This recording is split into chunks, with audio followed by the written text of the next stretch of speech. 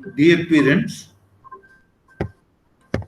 आप जानते हैं आज का टॉपिक है ऑब्स्टेकल इन हैप्पीनेस।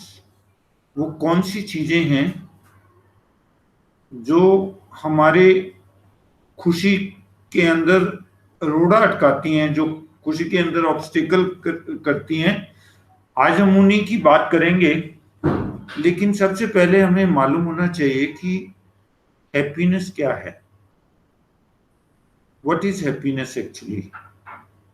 तो हैप्पीनेस का मतलब ये नहीं कि वो व्यक्ति हैप्पी है जिसकी कि जितनी जरूरतें हैं, पर्सनल नीड हैं, वो जब हुक्म करता है वो पूरी हो जाती हैं, या हमेशा हर वक्त खुश रहना, हर वक्त खुशी की फीलिंग रखना, या जो लाइफ से पूरी तरह से सेटिस्फाइड है, या जिसने कभी negative emotions, pain, sadness, anger ऐसे इमोशंस के साथ एनकाउंटर नहीं किया, केवल वही व्यक्ति हैप्पी है।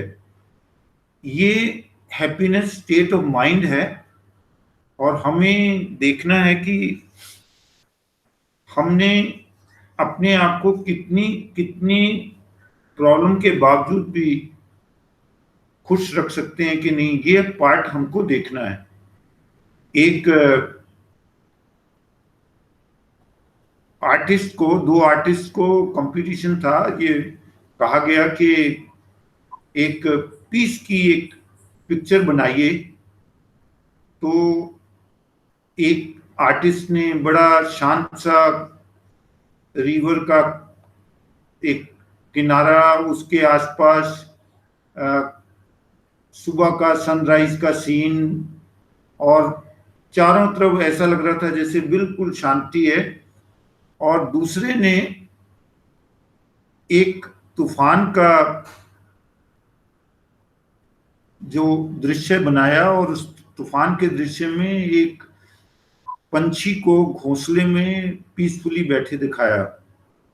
और जानते हो कि सेकंड जो सीनरी थी उसको ज्यादा पसंद किया गया, क्योंकि पीस तो या हैप्पीनेस तो टर्बुलेशन के टाइम पर देखा जाता है कि आप अपने आप को कितना खुश रख सकते हैं इस जिंदगी के उतार चढ़ाव के होने के बाद भी। जैसे हम ये कह सकते हैं कि हैप्पीनेस उस शॉकर की तरह है जब उबड़ खाबड़ रोड पर एक गाड़ी चल रही हो, और आप जो अंदर बैठा है उसको वो धक्के जो हैं गाड़ी के जो नीचे उबड़ खाबड़ के महसूस ना हो, शॉकर उनको ऑब्जॉर्व कर ले। इस स्टेट ऑफ माइंड को हम कह सकते हैं कि ये हमारी हैप्पीनेस की स्टेज है, कि हमको देखना है कि हम खुश रहने के लिए क्या क्या छोटे छोटे काम कर सकते हैं। आइए उन कामों को देखते हैं। एक तो जब भी कभी किसी के ऊपर कोई काइंडनेस का एक्ट करने का मौका आए, उसको चूकिए ना। दूसरे की सहायता करने के लिए हमेशा अपने आप को वॉलंटियर करें। जो व्यक्ति भी आपका थोड़ा बहुत काम करे उसके लिए धन्यवाद, एकदम साथ ही साथ ही धन्यवाद कीजिए उसका। और याद रखिए, परमात्मा हमारे लिए बहुत काम करते हैं, सब कुछ हमें फ्री दिया है, उनका धन्यवाद करना ना भूलें। जल्दी ही अगर आपने किसी के ऊपर कोई एहसान किया तो उसको भूल जाएं, और अगर किसी ने आपको नुकसान पहुंचाया है तो उसको क्षमा कर दें। बात बात पर बुरा मनाने की आदत को छोड़ दें, इग्नोर करने की आदत डालें, और आपके अंदर से कंपैशन होना चाहिए। आप खुद आपको आपकी ये नेचर का पार्ट होना चाहिए। अगर आप खुशी रहना चाहते हैं, खुश रहना चाहते हैं, तो आपको आपके अंदर ये फीलिंग भरी होनी चाहिए। जितना आपके अंदर कंपैशन का लेवल ज्यादा होगा उतना ही आप ज्यादा खुश रह सकेंगे, प्रोवाइडेड आप अपने आप को पूरी तरह से प्रिपेयर कर लें कि मुझे खुश रहना है, तो फिर आपको कोई दुखी नहीं कर सकता। तो हम देखते हैं हैप्पीनेस को हम ये कह सकते हैं, जितना हम इसके पीछे भागते हैं ये हमसे दूर होती है।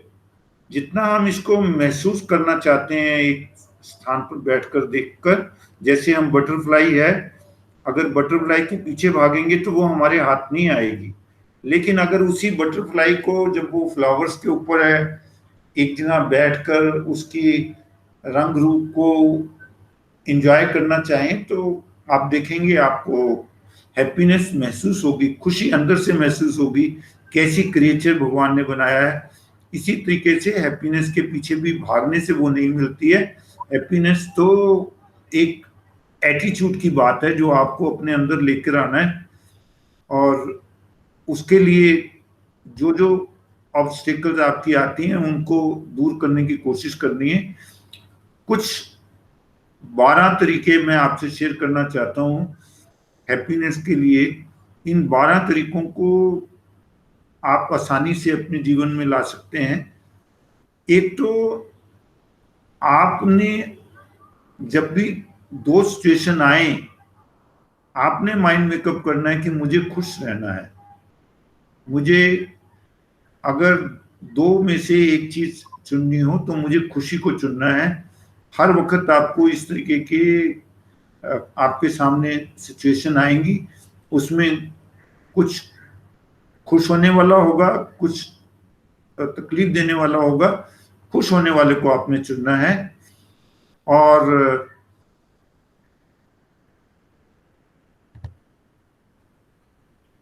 आपने हर सर्कमस्टांसिस में से जो सर्कमस्टांसिस आपके सामने आए, ऐसा कोई सर्कमस्टांसिस नहीं होता जिसमें सब कुछ दुखी दुख वाला हो या जिसमें सब कुछ सुखी सुख वाला हो।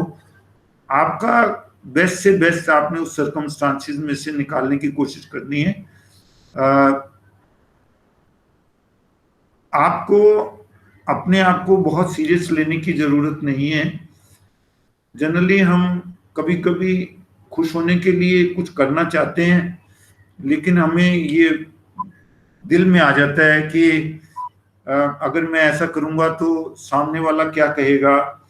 कभी आपका हंसने का दिल हो और आपके सबॉर्डिनेट्स आपके पास हों, आपको लगता है अगर मैं हंसा तो ये एक अच्छा साइन नहीं होगा, मेरा जो रॉब है वो खत्म हो जाएगा। जो भी चीजें हैं, कोई भी आपको इतना सीरियसली नहीं लेता जितना आप समझते हैं कि दूसरे ले रहे हैं।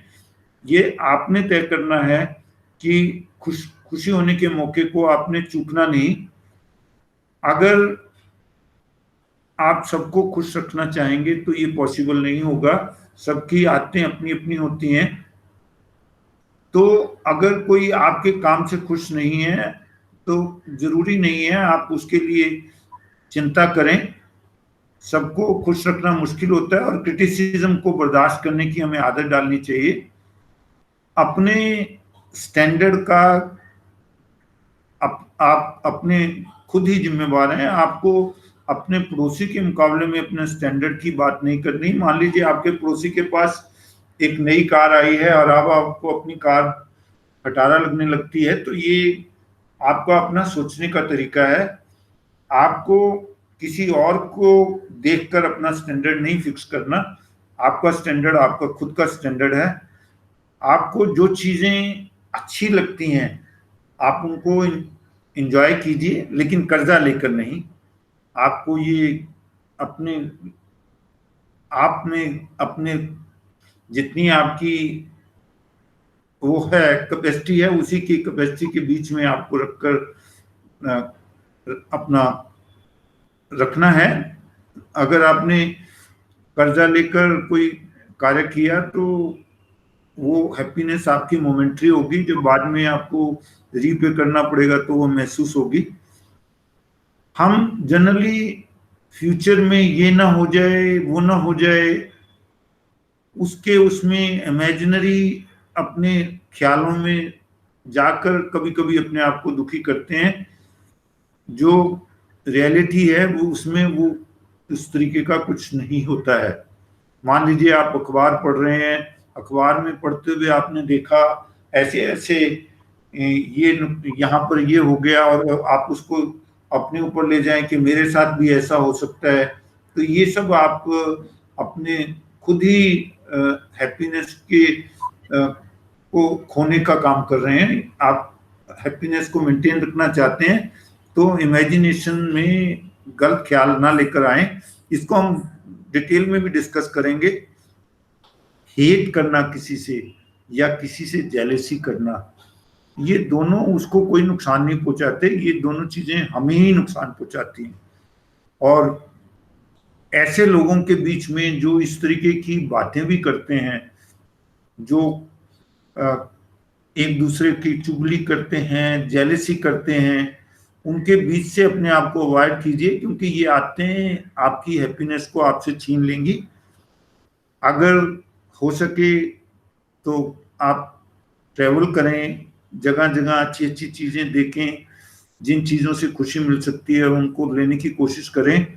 लेकिन अगर आप नहीं अफोर्ड कर सकते ट्रैवलिंग, टाइम की वजह से, पैसे की वजह से, तो कम से कम उनके बारे में पढ़कर खुश हो सकते हैं। ये आप पर निर्भर करता है कि आप किस तरीके से खुश होना चाहें। तो आपके लिए रीडिंग भी खुशी का कारण बन सकती है। जो आपसे बीत चुका है, जो पास्ट है, उसका अगर पोस्टमार्टम करते रहेंगे, उस वक्त में ऐसा कर लेता तो ये हो जाता, आज मेरे पास ये होता, वो होता, वो सब चीजें आपकी प्रेजेंट खुशी को छीन लेती हैं। Past is past, future is uncertain. Future, आज जो आप करेंगे उससे फ्यूचर बनने वाला है। तो आज जो प्रेजेंट है उसको एंजॉय कीजिए। इसीलिए तो हम प्रेजेंट को प्रेजेंट कहते हैं। प्रेजेंट गिफ्ट को भी कहा जाता है, जैसा आप जानते हैं। तो आप अगर पास्ट को भूल जाएं, पास्ट की जो रॉन्ग डीड्स हैं उनको भूल जाएं, वो आपके ही हक में है। और अगर आप कर सकें तो आपसे जो अंडर प्रिविलेज हैं उनकी सहायता करें। जब आप किसी और को खुश करेंगे तो वो खुशी आपको भी, आपके साथ भी शेयर होगी। कभी आप किसी भूखे कुत्ते को दूध पिलाएं, दूध पीने के बाद जो वो पूंछ हिलाता है और जो वो अपनी खुशी का इजहार करता है, उससे आप देखेंगे कि आपके अंदर एक खुशी की लहर दौड़ जाती है। किसी भी अंडर प्रिविलेज की हेल्प करने से, किसी को भी और को खुश करने से ही आप खुश रह सकते हैं। किसी को नाराज कर आप खुश नहीं रह सकते। और कोशिश कीजिए, किसी ना किसी क्रिएटिव काम में लगे रहिए। जितने भी आप इंसान देखेंगे दुखी वो होते हैं जिनके पास कुछ काम करने को नहीं होता, जो वक्त को काटना चाहते हैं। जब आप बिजी रहेंगे तो आपको दुखी होने का वक्त ही नहीं मिलेगा। ये कुछ टिप्स थी जो मैंने आपसे शेयर की कि आपको अपने दैनिक जीवन में खुश रहना है तो उसके लिए बच्चा बनना होगा। आपके अंदर एक बच्चा है जो आपको खुश रखना चाहता है। आप, एक छोटी सी वीडियो मैं आपसे शेयर करता हूं। इस वीडियो से आप जान जाएंगे कि खुश होने के लिए आपको किसी और की मदद की जरूरत नहीं।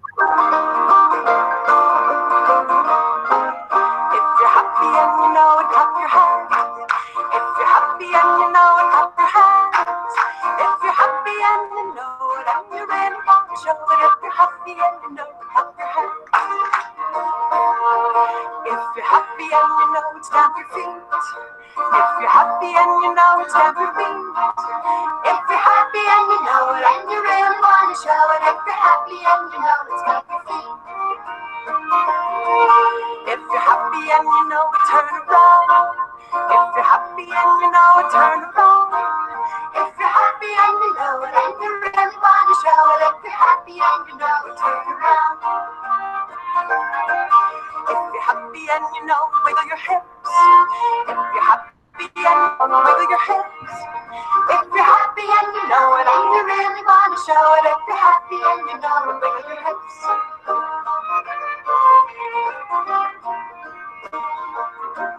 If you're happy and you know it, stretch your arms.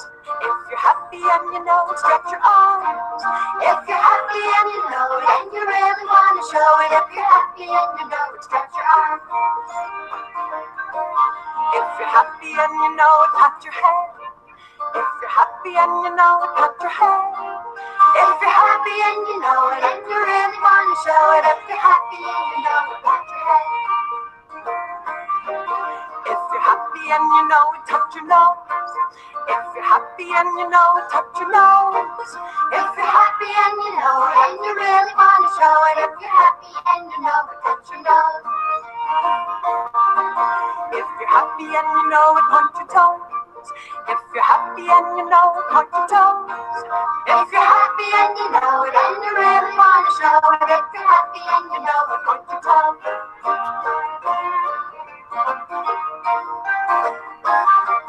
If you're happy and you know it, shout hello. Hello. If you're happy and you know it, shout hello. Hello.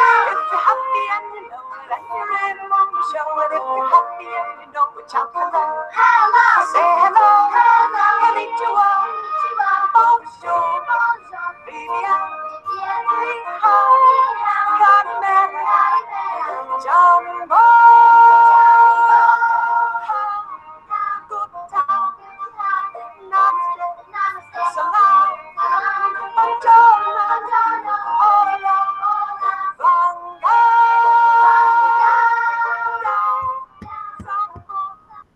Dear parents, हम सब में एक बच्चा छुपा हुआ है।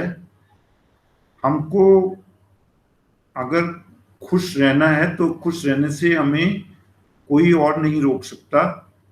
एक ही व्यक्ति हमें खुश रहने से रोक सकता है, वो है हम खुद। आप देखें, जब एक बच्चा है, आप बच्चे का रिसर्च करेंगे तो एक दिन में वो 400 बार खुश होता है। लेकिन जैसे जैसे वो ग्रो होता है, एडोलेसेंट बनता है, तो वो 400 से 17 बार, ये रिसर्चेस की बात कर रहा हूं मैं, और जब वो अडल्ट बन जाता है तो वो कभी कभी खुश होता है, वो भी किसी और के हेल्प करने से, अपने आप वो नहीं खुश होता। तो ये जो हमने प्रेजेंटेशन, ये छोटी सी नर्सरी राइम आपसे शेयर की थी, इसका पर्पस ये है कि हमको देखना है कि जब भी कोई खुशी का मौका आए तो उस खुशी को हमने किस तरीके से शेयर करना है, किस तरीके से एंजॉय करना है, और किस तरीके से धन्यवाद करना है भगवान का।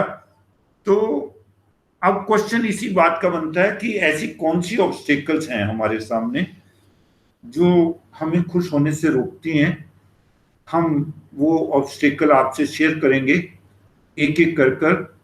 तो सबसे बड़ी ऑब्स्टेकल जो हमारे सामने है वो है डिजायर। लेकिन आप चौंकेंगे कि डिजायर के बिना क्या लाइफ है। हर एक आदमी के अंदर डिजायर तो होती है, जब डिजायर फुलफिल होती है तो खुश होता है वो। लेकिन डिजायर की एक लिमिट, एक कंटेंटमेंट जरूरी है। अदरवाइज जब आप एक डिजायर पूरी करते हैं तो वो डिजायर एक नई डिजायर को जन्म देती है, और ये सिलसिला चलता रहता है। और जब भी आपकी वो डिजायर पूरी नहीं होती तो आप दुखी हो जाते हैं, और आपका जो आपकी उस डिजायर को फुलफिल करने में रोक रहा होता है आपको, उससे भी नाराज हो जाते हैं। सब चाहते हैं मैं सबसे ज्यादा स्मार्ट लगूं, सब चाहते हैं मैं सबसे ज्यादा रिच हो जाऊं, मुझे सबसे ज्यादा लोग रिकॉग्नाइज करें, मैं सबसे ज्यादा पावरफुल हूं, मेरे अंदर लीडरशिप क्वालिटी हो, लोग जो भी मैं कहूं वो मेरा कहना माने। लेकिन जब ये डिजायर्स को पूरा करने का तरीका हम बदल लेते हैं जब हम everything is fair in love and वार इस तरीके से एक्ट करते हैं, और डिजायर को फुलफिल करने के लिए जब हम डिजायर को फुलफिल करने के लिए कुछ wrong means, unfair means adopt करते हैं, तो जो खुशी होती है वो खुशी रियल में खुशी नहीं होती, वो बेसिकली एक आर्टिफिशियल खुशी होती है, जिसको थोड़ा सा भी माइन्यूटली देखेंगे तो हम पहचान जाएंगे कि ये वो खुशी नहीं है जिस खुशी की मुझे तलाश थी। तो डिजायर पर सीलिंग रखना बहुत जरूरी है, और सीलिंग रखकर अगर आप उस डिजायर से कुछ बचा सकें तो उसको किसी अंडर प्रिविलेज के साथ शेयर करना आपको उससे भी ज्यादा खुशी दे सकता है। तो ये ऑब्स्टेकल का देखकर आप अंदाजा लगा लें। सेकेंड ऑब्स्टेकल है हमारी स्ट्रेस। आज एक बच्चा भी स्ट्रेस में है। कारण ये है कि एज ए पेरेंट हमने अपनी स्ट्रेस अपने बच्चों के ऊपर लाद दी है। वो अगर स्ट्रेस में नहीं भी होता, वो जब आपके फेस के ऊपर स्ट्रेस देखता है तो वो स्ट्रेस उसको भी जकड़ लेती है। हमको देखना है कि स्ट्रेस तब आता है जब मैं जो करना चाहूं वो करने के लिए मेरे पास एनर्जी ना हो। तो या तो मैं अपनी डिजायर्स को कम करूं, या मैं जितना समय है, जितना मुझे जरूरत है उतने में अपने आप को कंटेंट कर लूं। और अगर मैं बहुत आगे जाना चाहता हूं, बहुत काम करना चाहता हूं, तो मैं अपना एनर्जी लेवल बढ़ाऊं।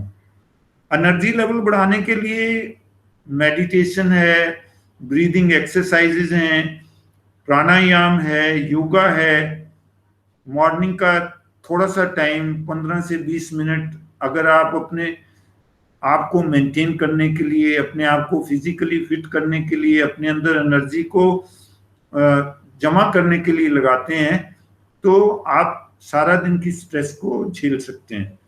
स्ट्रेस आती हैं, स्ट्रेस को आप रोक नहीं पाएंगे, लेकिन स्ट्रेस को टैकल करना, किस तरीके से टैकल करना है ये जानते हुए कि ज्यादा स्ट्रेस जो है वो आपकी खुशी की राह में रोड़ा हो जाएगी। आपके पास अगर जितना आप कर सकते हैं उससे ज्यादा काम होगा तो भी आपके अंदर स्ट्रेस आएगी। आपको डिफरेंट काइंड की स्ट्रेस जो सी हैं वो रोज घेरती हैं। आपको देखना है उन स्ट्रेसेस से किस तरीके से आपने बचाव करना है। अगर आपको अपने स्पाउस से अच्छी ट्रीटमेंट नहीं मिलती तब आपके अंदर स्ट्रेस आता है, आपको बोझ लगता है। आप का अगर स्पाउस किसी और की तारीफ करता है, आपके ओल्ड एज साइन आपके अंदर नजर आना शुरू कर देते हैं, आपके बाल झड़ रहे हैं, ये भी एक स्ट्रेस का कारण बन सकता है। आप लेना चाहें तो, अगर ना लेना चाहें तो नहीं।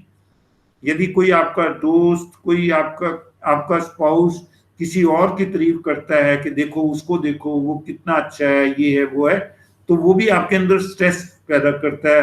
आप कोई नया बिजनेस स्टार्ट करना चाहते हैं, वो भी एक स्ट्रेसफुल कंडीशन होती है।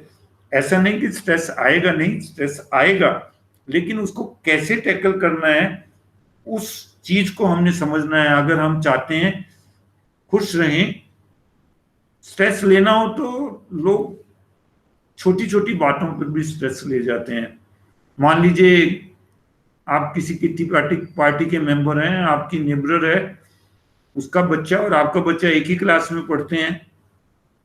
अगर आपके बच्चे के मार्क्स उससे कम आए हैं तो ये भी आप चाहें तो अपने ऊपर इसका भी स्ट्रेस ले सकते हैं। आपको स्ट्रेस लेने से कोई रोक नहीं सकता। जब आपके ऑफिस में आपसे ज्यादा अच्छा स्किल्ड कोई और आ जाता है, आपसे ज्यादा एफिशिएंट कोई आ जाता है और बॉस बार बार उसी को काम बताता है, वो भी आपके लिए एक स्ट्रेस का कारण बन सकता है। कारण आप ढूंढेंगे तो आपको बहुत मिलेंगे। आपने कोई चीज है बाजार से ज्यादा दामों पे खरीद ली है, अब आपके लिए ये स्ट्रेस का विषय है कि आपकी वाइफ या आपका हस्बैंड जब पूछेगा कितने में ली, आप बताएंगे इतने में, तो वो आपका मजाक उड़ाएगा या आपको डांटेगा या आपसे बुरी तरह से बोलेगा। तो ये चीजें आपको स्ट्रेस करती हैं। आप झूठ बोल देते हैं कभी किसी से, और फिर इस बात की आपको फिक्र लग जाती है कि अब मेरा ये झूठ पकड़ा ना जाए, और ये कोशिश करने में लगे रहते हैं कि आपका वो झूठ जो है वो किसी और को ना पड़े। अननेसेसरली आप स्ट्रेस का कारण बन जाते हैं। तो तीसरा हमारा जो हमारे रास्ते में स्ट्रेस है वो है इनसिक्योरिटी। इनसिक्योरिटी की भावना एक आपको अपने आप को आज के समाज में आप कभी कभी असुरक्षित मानते हैं। अब जिस तरीके से हम लोग घरों में बैठे हैं, बड़ा अपने अंदर एक असुरक्षितता का वातावरण है कि पता नहीं ये कोरोना ये मुझे ना मेरे को ना हो जाए, मैं ये ना करूं, मैं वो ना करूं। 100 तरह की हम चीजें, मेरा इम्यूनिटी लेवल कहीं कम तो नहीं है, कई तरह के आपके अंदर ये इनसिक्योरिटी की भावना जो है आपके अंदर पैदा हो जाती है सोचने के तरीके से। अगर आपका सोचने का तरीका नेगेटिव है तो आप खुशी को उतना एंजॉय नहीं कर पाएंगे। मैंने देखा है, अभी मोबाइल तो अभी स्टार्ट हुआ है, मैंने देखा है मोबाइल आजकल जब हम पेरेंट्स को कहते हैं कि बच्चों को आप मोबाइल देकर स्कूल में ना भेजो, तो पेरेंट्स जनरली ये कहते हैं जी थोड़ा सा ये डर रहता है, पता नहीं वो सही टाइम पर घर पहुंचेगा नहीं पहुंचेगा। एक सेंस ऑफ इनसिक्योरिटी, बच्चा पिकनिक के लिए गया है, बस लेट हो गई, आप पर एक आपके अंदर पता नहीं कैसे विचार चल रहे हैं। और अगर कोई समय पर नहीं आ रहा, कहीं बाहर गया है, तो आपके अंदर के पता नहीं कहीं कुछ हो ना गया हो, इस तरीके की कल को मेरी सेहत खराब ना हो जाए। किसी और को देखते हैं बीमार में पड़ा हुआ कि हाँ ये तो मुझसे ज़्यादा एक्सरसाइज करता था, ये तो मुझसे ज़्यादा अच्छा इसका खान पान था, ये बीमार हो सकता है तो मैं भी बीमार हो सकता हूँ। इस तरीके की भावना हमारे अंदर इनसिक्योरिटी की आ सकती है। कल को मेरे बच्चे मेरी बात नहीं मानेंगे, जैसे आप किसी और को देखते हैं, तो फिर मेरा क्या होगा। तो इस तरीके से भी आप सोचना शुरू कर सकते हैं। दुखी होने के लिए आपको बहुत ज्यादा तकलीफ, बहुत आसान है दुखी होना। आप कल को मेरी नौकरी जा सकती है, फिर मेरा क्या होगा। ये सब चीजें जब हम किसी और के साथ अपने आप को कंपेयर करना शुरू करते हैं, मेरी सेहत खराब हो गई, मेरी जॉब चली गई। कभी आपने अखबारों में पढ़ा उसने अपनी बीवी को धोखा दिया या मियाँ को धोखा दिया, तो ये आपके लिए इस तरीके की चीजें चिंता का विषय बन जाती हैं। कल को मेरा बॉस मेरी बात नहीं मानेगा जितना आज है, तो फिर मैं क्या, कोई मेरी जगह ले लेगा, फिर मेरा क्या होगा। कल को मेरी आई साइड वीक हो गई, मुझे दिखने में परेशानी हुई, मुझे ये रोग हो गया, वो रोग हो गया, कल को मेरे पर इनकम टैक्स की रेड ना पड़ जाए। इस तरीके की कई इनसिक्योरिटी हमने अपने साथ में ऐड की हुई हैं। यानी जो चीज हुई नहीं है उस चीज के बारे में सोचते सोचते हम दुखी हो जाते हैं। आप देखिए प्रोबेबिलिटी वाइज कौन सी ऐसी चीज है जो प्रोबेबिलिटी वाइज अगर आप देखेंगे तो टेलीविजन पे बड़ी बार आता है ये प्लैनेट है, ये प्लैनेट हो सकता है जब ये पृथ्वी के पास से गुजरे तो ये पृथ्वी और ये टकरा ना जाए, अगर ये टकराई तो सब अस्त व्यस्त हो जाएगा। ये सारी चीजें प्रोबेबिलिटी के हिसाब से इनकी परसेंटेज 0.001% भी नहीं है, लेकिन हम उसको इस तरीके से अपने अंदर लगा लेते हैं तो हमारी जो प्रेजेंट की खुशी है वो हमसे छिन जाती है। और चौथा जो मेन है जो हमारी खुशी हमसे छीनता है वो है प्रेजुडिस होना, किसी और के बारे में जजमेंटल होना। वो तो ऐसा ही करेगा मेरे साथ, मुझे मुझे वो ऐसा क्यों करता है, मैं मेरे हिसाब से क्यों नहीं चलता है।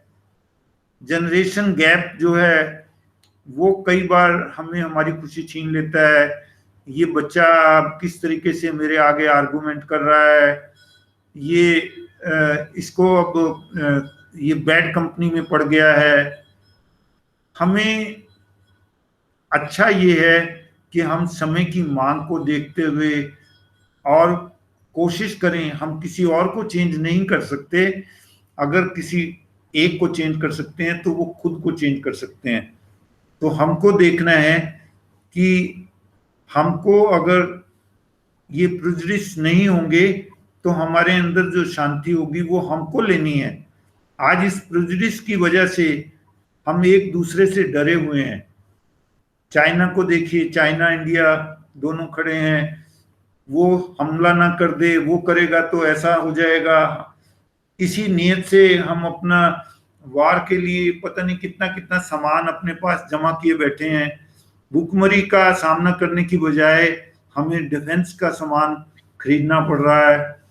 ऐसे ही जब हम सामने वाले के बारे में जजमेंटल हो जाते हैं कि ऐसा भी हो सकता है, वैसा भी हो सकता है, सामने वाला मेरे हिसाब से नहीं चलेगा, उससे मुझे ये खतरा है, तो ऑटोमेटिकली ये हमारे लिए तकलीफ का कारण बन सकता है। छोटे से 5 टिप्स आपसे हम शेयर करते हैं। सिंपल रूल्स हैं। आप अपने मन से घृणा को निकाल दें, अपने दिमाग से वरिस को निकाल दें। मेरे पास एक बुक है स्कूल की लाइब्रेरी में, डेल कार्नेगी की है, stop worry and worrying and start living. Simple life रखें। आर्टिफिशियल लाइफ में आपको इतना कुछ आर्टिफिशियल करना पड़ता है कि आप आर्टिफिशियल रह नहीं जाते। देने की टेंडेंसी आपकी ज्यादा होनी चाहिए, देने से खुशी मिलती है। और किसी की से जितनी ज्यादा एक्सपेक्टेशन करेंगे उतना ही आपको ज्यादा तकलीफ होगी। ये कुछ टिप्स हैं, ये जो कुछ ऑब्स्टिकल्स हैं, इनको आपने अपनी लाइफ में से निकालना है। एक और राइम्स आपसे शेयर करते हैं। ये भी नर्सरी राइम है और मतलब इसका भी कुछ मिलता जुलता है। कैसे आप खुशी को हासिल कर सकते हैं।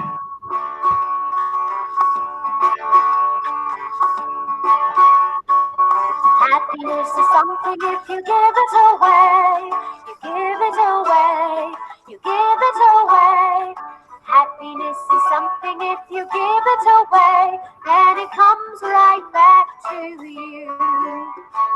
Oh, it's just like a magic penny. Hold on tight and you won't get any. Lend it, spend it, give it away, then it comes right back to you.